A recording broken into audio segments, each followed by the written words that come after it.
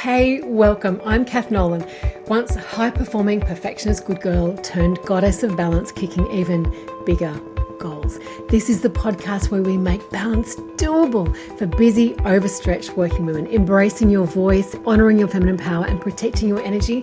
This allows you to truly step into greatness for the sake of all you hold dear. This is balance, and I am so glad you are here claiming balance for yourself. Hey friend, I am just in from the beach. And I really want to make sure that this episode today is just a loving reminder to do the thing that makes you feel good. Do the thing that makes you feel good. For me, it's the beach. Hearing the waves, it's one of the things that makes me feel good. Hearing the waves, feeling the sun on my face, the sand under my toes, that absolute... You can't get away from being distracted, distracted by the delight of seeing a sea sponge that's washed up on shore, or seeing a dog rolling in the sand and laughing because you know full well that the owner is going to be sweeping out sand from their house for days and days. I love the completeness of the immersion at the beach. So today it's icy this morning. I was there in leggings and a singlet. No swimming. The beach is closed. The weather's been crazy lately. It's been really big. Lots of the waves are huge. I can hear oh my goodness, the joy of this. I hear the ocean waves crashing from my house. Usually it's just at nighttime, but the last few days I've actually been able to hear it through the day as well. That's how big the waves have been. So the waves have been crashing, but down on the beach, I'm getting all distracted because I'm just so wrapped up in how thoroughly delicious it is to immerse yourself in nature. I think that have you heard the term fair weather friend? I think that so many days. So I've actually been a few weeks without having my toes in the sand, and I think that it made me think about that saying, that fair weather friend saying, because the fair weather friend. I heard someone recently use the word, but they didn't know what it meant. So fair weather friend, it's like if you're going to be as a sports fan, if you are only showing up to support your team when the weather is sunny. But when it's raining, you're inside or, at the pub somewhere, or away from the team, not cheering them on. You are a fair weather friend, my friend. I think that when it comes to what feeds us, what feeds our soul, and the beach really, truly feeds my spirit. The beach on my own with no jobs to do feeds my spirit in a way that other things don't. Being at the beach with the kids or with a dog, that's something else. You're looking after people. You're still in carer mode. But I mean just as a human, just myself as a human, no jobs, no jobs to do, nobody to look after.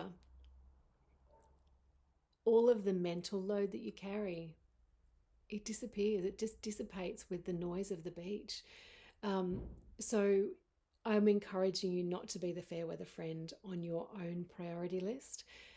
So the fair weather friend on your priority list means that you only do the things for you when it's convenient, when you've got time, when you feel great, when the weather's okay.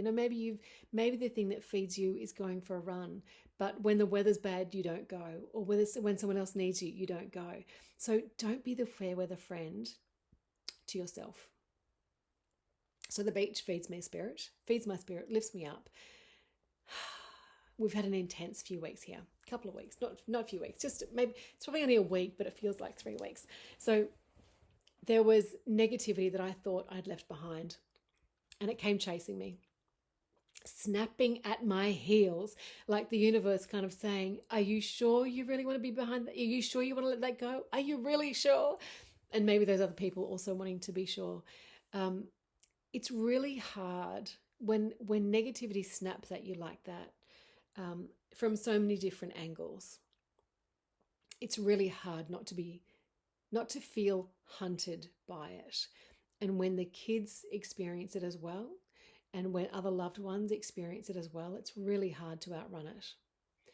But here's the thing, trying to outrun it is more of the same problem, because when you're running from something, you're still focused on it. You're still dragging it with you in your awareness. And when it comes to balance, I think that it's this push-pull effect constantly. That's why it's called balance, right? The push-pull of all the different things are important to you. The things that are important to you and the things that are worrying you. It's all of the different things on your consciousness, good and bad. And so I think for the most part, I do balance really well now. But there are still times that some things are a little bit heavier, and you actually need to be conscious of picking up the tools that restore balance. So today, I'm very conscious that a number of other people in my world, I've had coach clients this week who've had similar experience where things are a little bit heavier. So today I want to share 4 powerful ways to rebalance when negativity tries to swallow you whole. And of course, I'm going to bring in the neuroscience that backs them so you understand why I'm asking you to do these things. So the first strategy is curiosity. Curiosity as an antidote to fear. So when negativity hits, your brain defaults to threat mode. And that is thanks to your amygdala, your built-in security system that kind of goes, danger, danger, whether it's a real threat or just really an awkward email. But here's the trick. Curiosity hijacks fear. So curiosity hijacks fear. When you shift from fear to curiosity, you are literally redirecting blood flow from your amygdala to your prefrontal cortex, which is the part of the brain that's responsible for logic and problem solving and creativity. Neuroscience shows that curious people who bring curiosity, so curious people experience less anxiety and they're better at problem solving. So the next time that you feel trapped by stress, I want you to reframe it. I want you to notice it. And then when you notice it, I want you to think of it in the same way that you notice a car coming down the road or a wave crashing on the beach. When a car is coming down the road, you know that car is going to come down the road and it's going to pass you by. It's going to keep going, right? I want you to think the same thing. I want you to experience this anxiety or fear in the same way. This too will pass. This thing will pass. I'm attacking the plants beside me.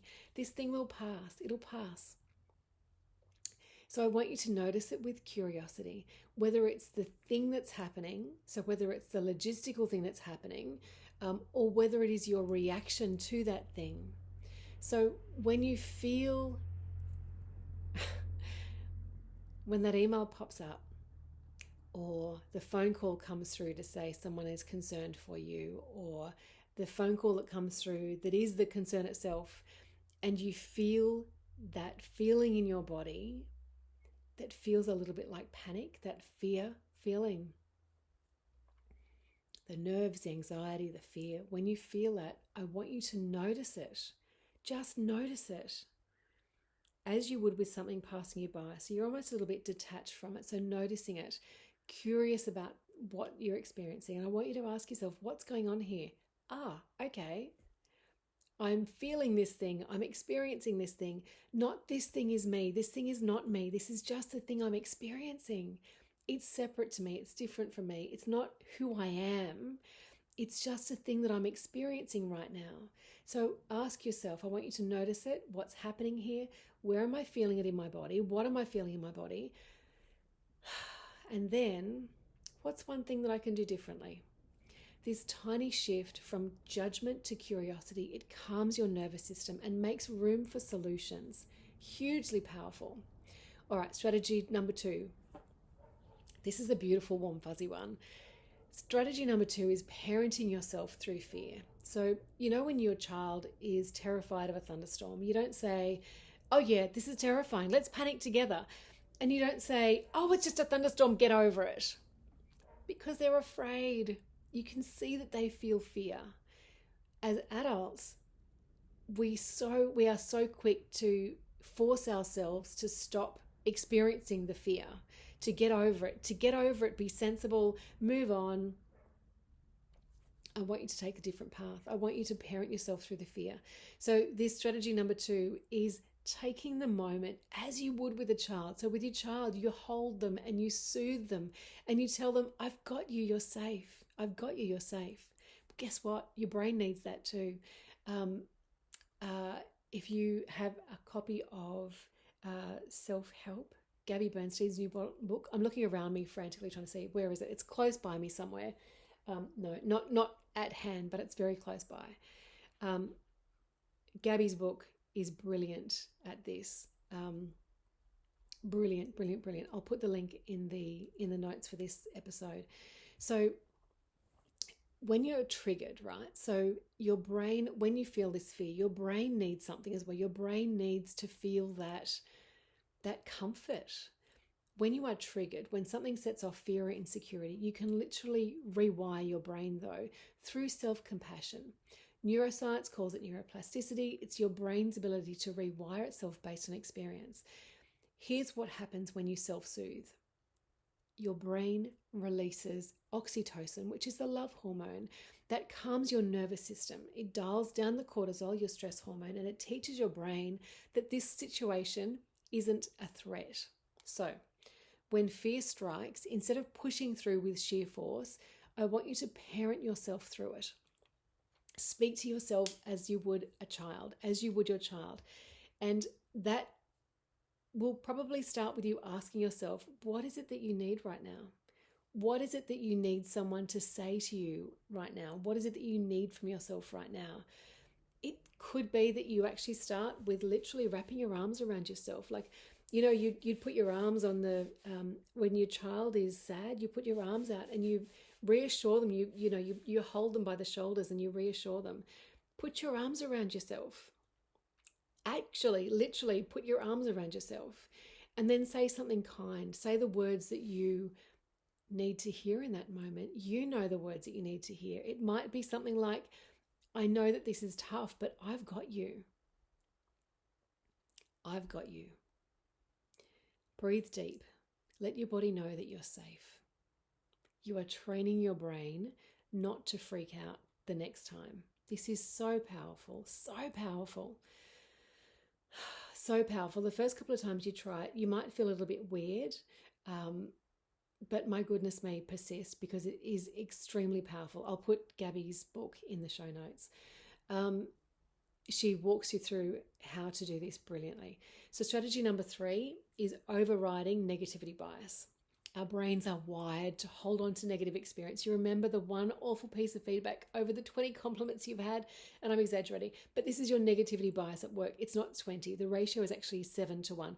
7 negatives to every 1 positive. This is how much weight we place on the bad stuff unconsciously. 7 to 1. You notice you need to hear 7 positives to outweigh every negative that you hear. Crazy numbers, right? And yet it's true. So how do we counteract the negativity bias? Well, let me tell you. So ordinarily, I think that a lot of us are conditioned to just pause and, acknowledge the positives. I would suggest to you that this is where toxic positivity takes hold. Unless you actually do lean into, noticing what's happened. So, parenting yourself, those other strategies are really important, right? I found that one of the biggest challenges in my life, one of the, that rock and a hard place, those rock and a hard place moments that you have in life, one of mine was primarily because of toxic positivity, my toxic positivity. I was trying to acknowledge the positives to get myself out of the negative situation. I thought that thinking positively was going to fix things, and it didn't. It actually made it worse. It made me ignorant of when I needed to make a change. And so I'm really cautious about toxic positivity, but I'm really big on positive psychology. So here are the strategies that I want you to follow right now. So overriding your negativity bias. In order to override your negativity bias, you're not just going to think of the positives. You're actually going to lean into what is working well, what is working really well. This was such a pivotal turnaround for me because I was coming from, because I had experienced positivity. I'd leaned into positivity all my life.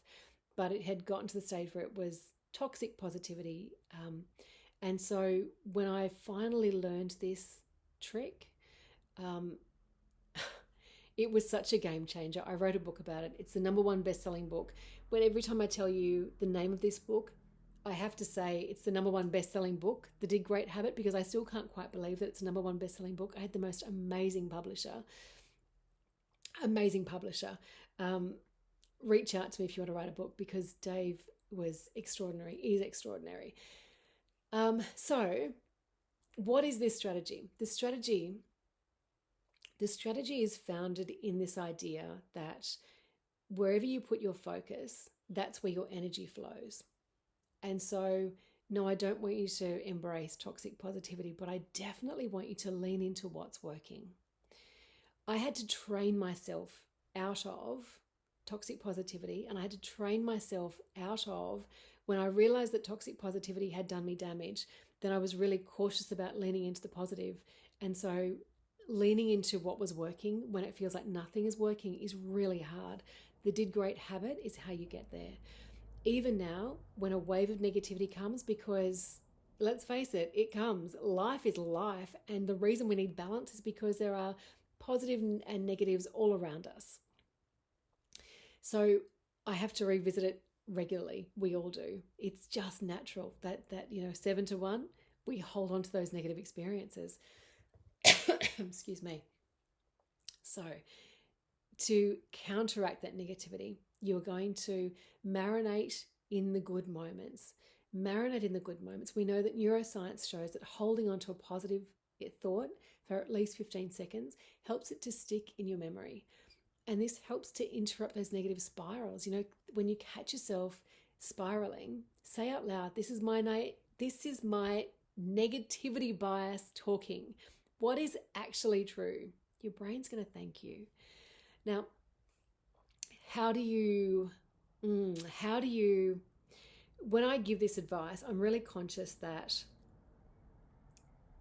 you need some triggers to remind yourself, right? So if we are wired to remember negative, if we're wired to notice the negative at a rate of 7 to 1, negative to positive 7 to 1, you really need some extra tools to come in here to help remind you of the positive, right? And so I have a bunch of these tools. I find that the tools that take you out of your brain and into your senses are the ones that help the most. So if you would benefit from some of these, follow my Instagram feed. I'll put the link into the show notes as well. Because if you have strategies, little tools that act as reminders for you to get out of the negative and into the positive, to notice the positive, so powerful. And if these tools are sensory, so if they are things that auditory reminders, or smells that you smell that are reminders, things that you see, so visual clues, these things are so powerful. Things that you feel, things that you keep on your body like a bracelet, so powerful. So if you want some of those, follow the Instagram channel and you'll find some of those there. Okay, strategy number 4. Strategy number 4, I am looping you back to where we began. This is nature immersion, and it is, it can be the fastest reset, but sometimes it's a bit of a hurdle to get to it. So it may not be the fastest, but it's definitely one of the most thorough. This is where we started, because nature drowns out the noise. Have you ever noticed when you're deep in nature, there's no room for overthinking? The sounds take over. The sounds, the smells, what you're experiencing around you takes over. If it is a hike, if it's a hike that you go on, there's so many hikes near us. So the Blue Mountains is not very far away. There are some beautiful nature trails that we do there.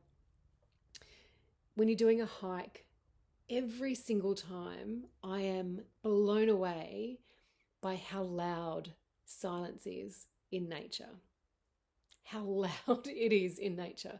It's that culmination of the wind rustling, it's the trees, it's the critters in the undergrowth, it is the creek that's babbling, how far away, it's the waterfalls that are babbling, how far away, it's the rush of the water up to the falls, and the gazillion birds calling all at once. The silence is so loud. Science backs this up too. So we know that 20 minutes in nature 20 minutes in nature reduces your cortisol levels by 21%. Your nervous system resets and your brain resets. Your brain waves shift to a calmer state. You don't need a whole weekend getaway. A short walk is enough. Sitting under a tree. The most important thing is your focus, right? So if you are sitting under a tree and stewing about that conversation you just had in the office that you've walked away from to sit under this tree, it's not going to work for you. Sit under the tree and look at what you can see around you. Pay attention to what you can see around you. Allow your body to breathe it in, to breathe nature in.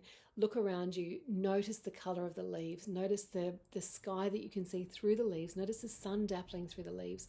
Notice the wind on your face, the air around you. Notice what sounds you can hear. It's enough to restore balance. Okay, my friend, here is my final challenge to you. My final challenge to you: don't be a fair weather friend to yourself. Do the thing that feeds your soul. That thing that's lurking at the bottom of your wellness wish list.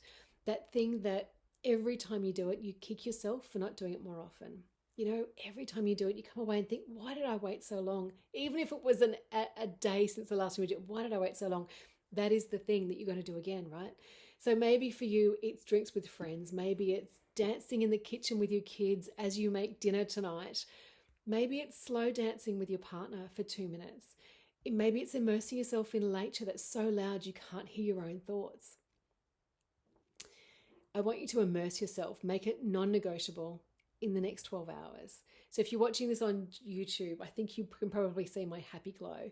And if you're listening without visuals, let me tell you, I have a happy glow right now because life is better with a happy glow, right? I want you to have that too. Your dreams feel more alive. Your joy is palpable. You forget what's not working and you get charged up by what is.